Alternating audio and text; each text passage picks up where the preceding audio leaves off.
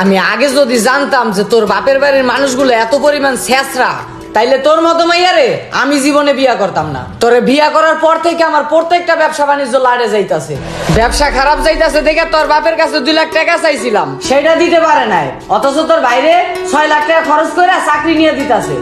আচ্ছা, আপনি এমন করতেছেন কেন?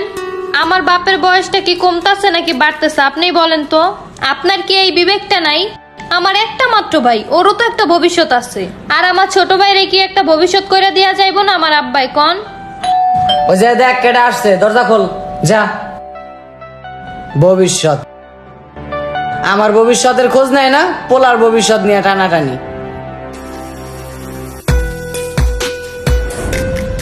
আপু ভালো আছিস? হ্যাঁ ভালো, তুই ভালো আছিস? হ্যাঁ। আয় ভিতরে আয়।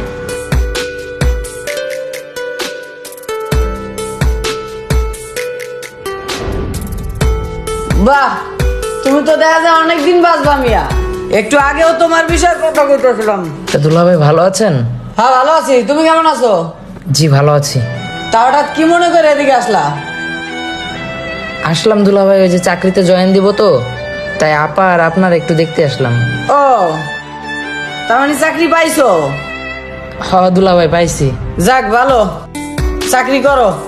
সকালবেলা উঠে এদের চেহারা দেখছি, না জানি দিনটা কেমন যাইব।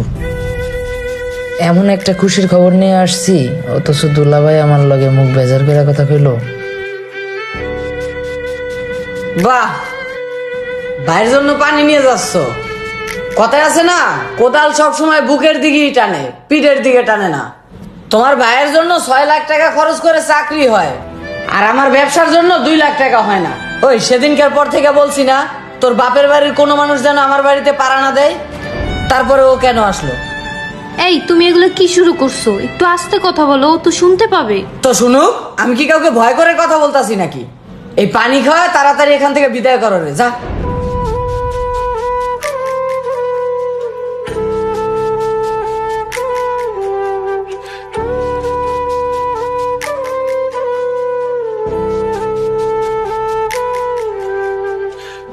দেখো, মাত্র ওর চাকরিটা হইছে, আর ও তো আমার একমাত্র ভাই, তাই না? ও চাকরিতে চলে যাবে দেখেই তো আমাদের বাসায় আসছে, আর কবে না কবে আসে।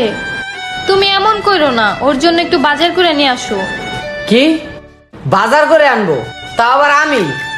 দেখো, তোমার বাবার টাকার যেমন অনেক মূল্য, তেমন আমার টাকারও অনেক মূল্য। তোমার বাপের বাড়ির মানুষের জন্য আমি 2 টাকারও সদাই করতে পারবো না। ওরে তাড়াতাড়ি করে এই বাসা থেকে চলে যাইতে বলো। মাইয়াডারে আমার ঘরে চাপাইয়া দিছে, অথচ কোনো বিপদ আপদে কোনো খোঁজ লয় না।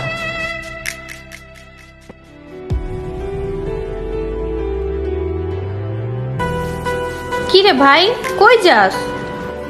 ওই চলে যাইতেছি রে আপু, ফুপুর বাসায়ও যাইতে হবে, আবার খালার বাসায়ও যাইতে হবে।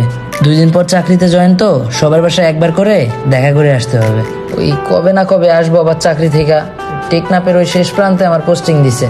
হপ পাগল, তুই কি পাগল হয়ে গেছিস? তুই মাত্র আমার বাসায় আইছিস, তোর দুলাভাইরে পাঠাইছি বাজার করতে। তোর দুলাভাই বাজার থেকে আসলে রান্না করে তোর ভালো মন্দ খাওয়ামো। দুলা ভাইরে কি সত্যি বাজার করতে পাঠাইছোস, নাকি আমার মন বুঝাইতেছোস? তুই কি কিছু শুনছিস? পাশের রুমে তো তোরে বকতেছিল দুলা ভাই, শুনবো না কেন? কানে এমনিতেই চলে আসছে। আপুরে, আব্বা খুব সমস্যাতে আছে। থাকার ভিটামাটি ছাড়া আমাদের আর কিচ্ছুই নাই। যেটুকু জমি ছিল কাকাদের কাছে বিক্রি কইরা আমার চাকরিটার জন্য টাকা পয়সা ম্যানেজ করছে। আব্বাই খুব চেষ্টা করছিল দুলাভাইরে টাকা দেওয়ার জন্য, কিন্তু কোনোভাবেই পারে নাই। ফোন দিলেই তো তুই বলিস ভালো আছিস। আসলে এটাই কি তোর ভালো থাকা? ঠিক আছে থাক, গেলাম। যদি কোনোদিন চাকরি কইরা আমাদের সংসারের হাল ধরতে পারি, সেদিন টাকা দিয়া দুলাভাইয়ের কাছ থেকে তোর সুখ কিনা দেবো। ভাই পানিটা তো খায়া যা। আচ্ছা দে।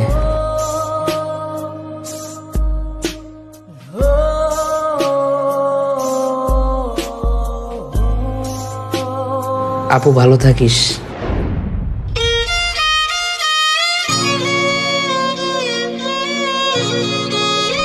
আপু, তোর বিয়ে হলে তোর শ্বশুর বাড়ি গেলে কি দিয়ে খাইতে দিবি আমারে? কি দিয়ে আর দিমু? আলু ভর্তা আর ডাইল। আলু ভর্তা আর ডাল? যে জামুই না তোর শ্বশুর বাড়ি। আরে পাগল, আলু ভর্তা আর ডাইল দি মুখে। তুই আমার শ্বশুর বাড়িতে গেলে তোরে মাছ মাংস সবকিছু দেখাও। হ্যাঁ, এবার কইছস বোনের মতো কথা। আচ্ছা আপু, দুলাভাই যদি তোরে অনেক টাকা পয়সা দেয় তাহলে ওইখান থেকে কি আমার হাত খরচ দিবি না তুই? তোরে দি মুখে? আমার জামার টাকা পয়সা আমি তোর দি মুখে? কি এখনো বড় হইতে পারলি না? না বোনে যে একটু মজা কর ওইটাও বুঝোস না। তাহলে কি দিবি? আরে দিমু না কেন পাগল। তাইলে শোন, দুলাভাই তোরে হাত খরচের জন্য টাকা দিলে ওটা রাইখা দিবি, পরে আমি তোর বাসায় বেড়াইতে গেলে আমারে দিয়া দিবি, আর আমি খরচ করুম। আরে পাগল, কোনো চিন্তাই করিস না। আর শোন, বিয়ার পরে কিন্তু আব্বার কাছে কোনো টাকা পয়সা চাবি না, সব আমি দিমু। আচ্ছা ঠিক আছে, চাইলাম না।